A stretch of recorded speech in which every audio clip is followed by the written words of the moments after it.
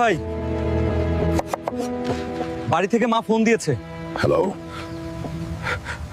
হালকা, তোমার জন্য কিউট একটা মেয়ে দেখেছি, তাড়াতাড়ি বাড়ি আসো।